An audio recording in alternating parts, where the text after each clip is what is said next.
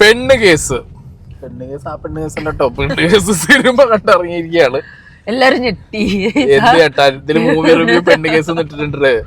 ഇപ്പൊ നമ്മുടെ ഹക്കീം പ്ലസ് നിഖില വിമൽ അവര് സ്റ്റാറായിട്ടുള്ള പെണ്ണ് കേസ് മൂവി കണ്ടിറങ്ങിയിരിക്കുകയാണ്. Full and full Nikhila Vimal show അല്ലേ? അതാണ് പടം കൊണ്ടുപോയത്. ഇത് ഫീമെയിൽ ലീഡിന്റെ ഒരു കഥയാണ്. പെണ്ണ് കേസ് നിങ്ങൾ കേൾക്കുമ്പോൾ വേറെ പലതും വിചാരിക്കേണ്ട. ഇത് കല്യാണ തട്ടിപ്പ് നടത്തുന്ന ഒരു പെണ്ണിന്റെ കഥ. കഥയാണോ എന്ന് ചോദിച്ചാൽ കഥയാവാം, ആവാം. ഇനി അല്ല വേറെന്തെങ്കിലും കഥ ആവാം. അത് നിങ്ങൾ തിയേറ്ററിൽ പോയി കാണണം. അപ്പൊ പടം തുടങ്ങുമ്പോൾ തന്നെ നമുക്ക് വളരെ ക്യൂരിയോസിറ്റി നിറഞ്ഞ രീതിയിലുള്ള കുറെ സിറ്റുവേഷൻസ് കൊണ്ടുവന്ന് വെച്ച് തരുന്നുണ്ട്. നിഖില വിമലിന്റെ ക്യാരക്ടറിനെ എസ്റ്റാബ്ലിഷ് ചെയ്യുന്ന തന്നെ ഭയങ്കര രസമായിട്ടാണ്. കാരണം നിഖില വിമൽ പറ്റിച്ചു പോയ ഒരു ഗ്രൂപ്പ് ഓഫ് ആളുകൾ, ഭർത്താക്കന്മാർ എന്നുള്ള ആളുകളൊക്കെ ബോയ്സ് ആർമി, മെൻസ് ആർമി, അവരുടെ ഒരു വാട്സാപ്പ് ഗ്രൂപ്പിൽ വരുന്ന ഒരു ശബ്ദത്തിൽ നിന്നാണ് സംഗതികളുടെ തുടക്കം വരുന്നത്. Director Febin Siddharth, very very good job അല്ലെ? നല്ല ജോബ്. അതായത് ഇതിങ്ങനെ നമുക്ക് തോന്നും ഇതിപ്പോ എന്താ കാണിക്കണേ, ഇതെന്തെങ്കിലും കാണിക്കാൻ പറ്റുമോ തോന്നും. കാരണം ഇതൊരു സാധാരണ നമ്മള് ആണുങ്ങള് വിവാഹ തട്ടിപ്പ് നടത്തുന്ന സ്കീം നമ്മൾ സിനിമയൊക്കെ കണ്ടിട്ടുണ്ട്. പെണ്ണുങ്ങളുടെ വിവാഹ തട്ടിപ്പ് ശരിക്കും റിയാലിറ്റിയിൽ ഉണ്ട്, കേസുകളുണ്ട്. ഞാൻ തന്നെ ചെയ്തിട്ടുണ്ട്, വീഡിയോ ചെയ്തിട്ടുണ്ട്. അപ്പൊ പെണ്ണുങ്ങളുടെ വിവാഹ തട്ടിപ്പ് ഓൾറെഡി ഉള്ള ഐറ്റമാണ്. അത് കുറച്ചും കൂടി എന്താ പറയാ, ഒരു റീസണബിൾ ആയിട്ടുള്ള ഒരു സംഗതികളൊക്കെ വെച്ചില്ല എന്ന് പറഞ്ഞിട്ട് പോയത് എനിക്കെന്താണെങ്കിലും അത്യാവശ്യം എനിക്കിഷ്ടമായിട്ടാ. എനിക്ക് ഡയറക്ടർ ഒരു വെരി ഡീസന്റ് ജോബ് ചെയ്ത പോലെയാണ് എനിക്ക് തോന്നിയത്. പിന്നെ റൈറ്റർ ആയിരിക്കുക ജ്യോതിഷ്, ഗണേഷ്, അങ്ങനെ കുറച്ച് റൈറ്റേഴ്സ് കുറച്ച് പേരുണ്ട്. അപ്പം പറഞ്ഞു വരുമ്പോൾ ഞാൻ പറഞ്ഞ പോലെ പടം തുടങ്ങുന്നത് നിഖില വിമലിന്റെ ലീഡ്, അവരുടെ ക്യാരക്ടറിന്റെ അവർ എസ്റ്റാബ്ലിഷ് ചെയ്ത കുറച്ച് സിറ്റുവേഷൻസ് വെച്ചിട്ടാണ്. അതിൽ തന്നെ അജു വർഗീസ് ഒരു ഫസ്റ്റ് ഹാഫ് മൊത്തം അജു വർഗീസിന്റേതായിട്ടുള്ള കോമഡികളിലൂടെ അങ്ങോട്ട് അജു വർഗീസ് ഇസ് ബാക്ക് എന്ന് പറയുന്നത് രസമുണ്ട്. ഉള്ള ഡീസന്റ്. ഇതിലെന്താ അറിയോ, ആർക്കും കൂടുതലും ഇല്ല, ആർക്കും കുറവില്ല. ഇതില് ഹക്കീമിനും നിഖില വിമലിനുമാണ് മെയിൻ ഐറ്റം ഉള്ളത്. കൂടുതൽ നിഖില വിമലിനുള്ളത് ലീഡ്. അവരാണ് ലീഡ്. അവരുടെ ക്യാരക്ടർ ആർക്കിലൂടെയാണ് സിനിമ പോകുന്നത്. അപ്പോ ആദ്യത്തെ പകുതിയിൽ ഈ നിഖില വിമൽ ഈ വിവാഹ തട്ടിപ്പുകാരി ആയതിന്റെ കാര്യങ്ങളും കാരണങ്ങളും അതിന്റെ സിറ്റുവേഷൻസ് ഒക്കെയാണ്. ഇത് പറയാൻ പറ്റില്ല മൊത്തത്തിൽ, കാരണം അങ്ങനത്തെ ഒരു ക്യൂരിയോസിറ്റി വെച്ചിട്ടുള്ള ഒരു കഥയാണത്. ഇതിനകത്ത് തന്നെ നമ്മള് ശ്രീരേഖ ചേച്ചി ഒരു പോലീസ് ഓഫീസർ ആയിട്ടുണ്ട്. അവരല്ല, ശ്രീരേഖ ചേച്ചിയുടെ ഒരു പൊട്ടൻഷ്യൽ ഉണ്ട്.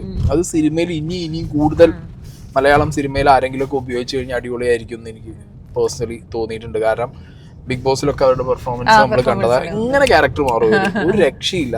ഇതിലും അവർക്കുള്ള ഒരു ക്യാരക്ടർ ഒരു പോലീസ് ഓഫീസറിന്റെ ക്യാരക്ടറാണ്. അടിപൊളിയായിട്ട് അവർ ചെയ്തിട്ടുണ്ട്.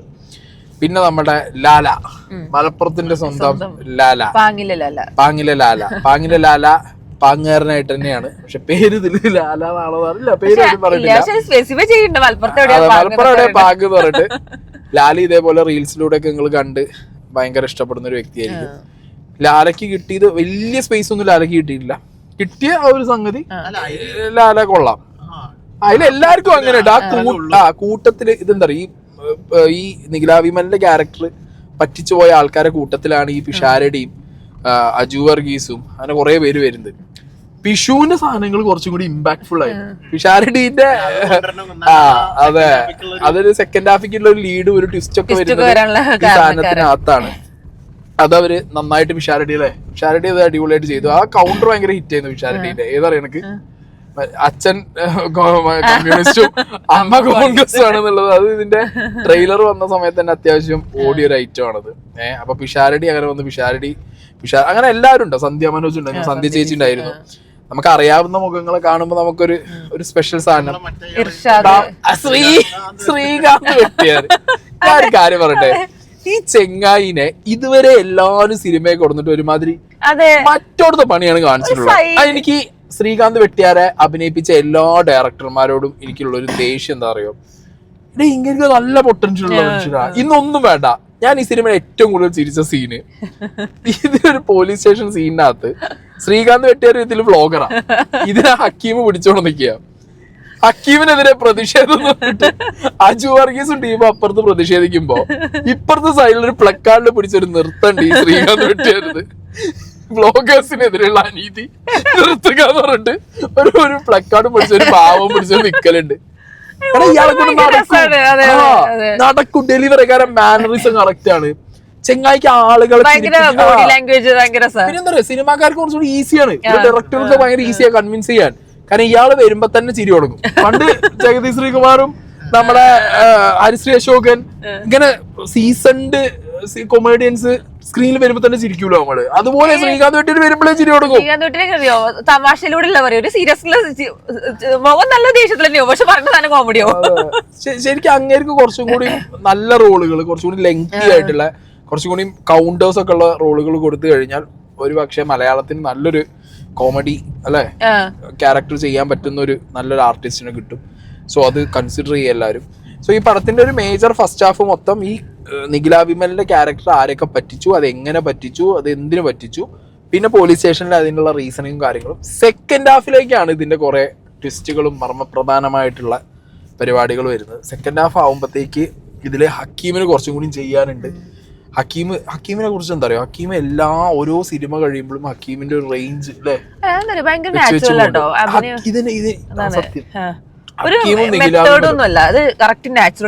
ഹക്കീമും നിഖില വിമലും രണ്ടുപേരും ഭയങ്കര നാച്ചുറൽ ആയിട്ട്. നിഖില വിമലിനെ നമുക്ക് അറിയാം, ഭയങ്കര ആ ഒരു ഫ്ലോയിൽ അഭിനയിച്ചു പോകുന്ന ഒരു നടിയാണ്. ഇവര് രണ്ടുപേരുടെയും കോംബോ രസം ഉണ്ടായിരുന്നു. സെക്കൻഡ് ഹാഫ് ആകുമ്പോഴത്തേക്കും പടം ഒരു പേസ് ഉണ്ട് പടത്തിന്. അതായത് ഒന്നുകൂടി സ്പീഡ് കൂടി, ട്രാക്ക് കൂടി, സ്പീഡ് കൂടി, വെറുപ്പിക്കലില്ല. പിന്നെ ഇന്ന് ഓവറായിട്ട് നമുക്ക് ചിരിപ്പിക്കാനോ അല്ലെങ്കിൽ ഓവറായി നമ്മളെ ചിന്തിപ്പിക്കാനുള്ള ഐറ്റങ്ങളില്ല. സിനിമേന്റെ ഒരു സെക്കൻഡ് ഹാഫിന്റെ പകുതി ആകുമ്പോഴത്തേക്കും ഏറെക്കുറെ ഇപ്പൊ റെഗുലർ സിനിമകൾ കാണുന്ന ആളുകൾക്ക് ഇത് എവിടെ ചെന്ന് എത്തും എന്നുള്ളതിനെ കുറിച്ച് നമുക്കൊരു ഐഡിയ കിട്ടും. കാരണം അങ്ങനത്തെ ഒരു നറേഷൻ സ്പൂൺ ഫീഡിങ് ആണ്. അങ്ങോട്ട് മറ്റേ ട്വിസ്റ്റും ടേണും ഇട്ടിട്ട് ത്രസിപ്പിക്കുന്ന രീതിയിൽ എഡ്ജ് ഓഫ് ദ സീറ്റ്. അത് പ്രഡിക്റ്റബിൾ ആണ് ആ ട്വിസ്റ്റ്. എനിക്ക് പ്രഡിക്റ്റബിൾ ആയിരുന്നു, ചിലർക്ക് അത് പ്രഡിക്റ്റബിൾ ആവില്ല. എനിക്ക് സിനിമേന്റെ ഒരു ട്വിസ്റ്റും ടുവേർഡ്സ് എൻഡ് ഒക്കെ പ്രഡിക്റ്റബിൾ ആയിട്ട് പോലും കണ്ടിരിക്കാൻ ഒരു രസം ഉണ്ടായിരുന്നു. കണ്ടിരിക്കാൻ ഒരു സീരിയസ്നെസ് വരുമ്പോൾ ഫണ്ട് കേട്ടോ, ഫണ്ടിന്റെ കുറച്ച് കഴിഞ്ഞാൽ പിന്നെ സീരിയസ് ആക്കും. പക്ഷെ അതൊരു നല്ലൊരു ബാലൻസ് ചെയ്ത് പോയ പോലെ തോന്നി. അങ്ങനെ നല്ല രസമായിട്ട് ഹക്കീമൊക്കെ നല്ല രസമായിട്ട്, നല്ല ഭയങ്കര നാച്ചുറാലിറ്റി ആണ് എനിക്ക് തോന്നിയത്. ഭയങ്കര കണ്ണോട്ടുള്ള നോട്ടാണെങ്കിലും ബോഡി ലാംഗ്വേജ് ഒക്കെ ഭയങ്കര രസമായിട്ട് തോന്നി. മ്യൂസിക്, സിനിമാറ്റോഗ്രാഫി എല്ലാം ഒരു ആദ്യത്തെ പാട്ടുകൾ ഇഷ്ടപ്പെട്ടു, ഡീസന്റ് സാധനമാണ്. അപ്പോൾ ടോട്ടലി നോക്കുമ്പോൾ ഇന്ന് എനിക്ക് ഈ ഒരു പടം അത്യാവശ്യം നല്ലൊരു ഫീലിംഗ് അല്ലേ, വെരി ഗുഡ് ഫീലിംഗ് ആണ് തന്നത്. രാവിലെ ഒരു പടം കണ്ട് ഗുളികയും കഴിച്ച് വീണത്രൊന്നും ഇല്ല എന്റെ മക്കളെ. ഞാൻ ഇന്ന് സത്യത്തില് നമ്മളെ റിവ്യൂ സർക്കിളിലുള്ള കുറെ പേരോട് ചോദിക്കുമ്പോ FRK ബെഡ്ന്ന് നീച്ചിട്ടില്ല, പലരും സൈഡായി എന്നാണ് പറയുന്നത്. ഇങ്ങനൊരു സിനിമ ചരിത്രത്തിൽ വന്നിട്ടില്ല. അജാതി സാധനമായിരുന്നു മോന്റെ രാജാ സാഹിബ്. അതൊക്കെ കാണേക്കാ വേദം ഇതൊക്കെ കയറി കണ്ടു കഴിഞ്ഞാൽ ഞങ്ങൾക്ക് ഒരു മനസ്സമാനം കിട്ടും. ഫാമിലി ആയിട്ടൊക്കെ പോയി കഴിഞ്ഞാൽ എൻജോയ് ചെയ്യാൻ പറ്റുന്ന ഒരു കാരണം എന്താ പറയുക, ഇതിന് വെച്ചൊരു റീസൺ ഉണ്ട്. ഈ നിഖില വിമലിന്റെ ക്യാരക്ടർ എന്തുകൊണ്ട് ഇങ്ങനെ ചെയ്യണു എന്നുള്ളതിന് നിഖില വിമൽ വെച്ച ഒരു റീസണൊക്കെ അതൊക്കെ എന്താ അറിയോ, റീസൺ ആയിട്ട് അങ്ങനെയാണ്. ഇരുന്ന ഞാൻ പറയും. അപ്പൊ അത്രയല്ലേ ഉള്ളൂ, നമ്മൾ ആരെയും പറയാൻ പറ്റില്ലല്ലോ. നമ്മൾ കണ്ട ആൾക്കാരൊക്കെ നമ്മൾ പറഞ്ഞുള്ള ചതിക്കപ്പെട്ട ഒരാൾ ചിരിച്ചില്ലേ, പ്രജുൻ മാഷ് മോനെ ഒരു ക്യാമിയോ ഉണ്ട്. ഞാൻ ആ ക്യാമിയോ പറയാൻ പോണ്. തൃശ്ശൂരിന്റെ മണിമുത്ത് പ്രജുൻ മാഷ് ഉണ്ട്. പാവത്തിന് ഇത് കൊടുത്തില്ലടാ, ഡയലോഗ് കൊടുത്തില്ല. ഞങ്ങള് ഫാൻസി ഞങ്ങളളക്കും ആളൊക്കെ. ലാലക്ക് കിട്ടിയിട്ടില്ല, അക്യൂന് കിട്ടി, ഒരു മനുഷ്യന് കിട്ടിയില്ല. വെട്ടിയാർക്ക് കിട്ടി. ഇത് വെട്ടിയാരേക്കാ കയ്യടി പ്രജുൻ മാഷിന് കിട്ടി. അതാണ് പ്രജുൻ മാഷ്. അജുവിന്റെ ഒപ്പമുള്ള ആള് അജു വർഗീസിന്റെ ഒപ്പം ഒരു ചങ്ങായിട്ടെ, പേര് എനിക്കറിയില്ല. റജു മൂപ്പര് അടിപൊളി കൗണ്ടേഴ്സ് ആയിരുന്നു. ഈ എൻറ്റയർ കഥ നടക്കുന്നത് കോഴിക്കോട്, കണ്ണൂര് അല്ലെ, കോഴിക്കോട്. അജു വർഗീസിന്റെ ക്യാരക്ടർ കോഴിക്കോടുകാരനാണ്.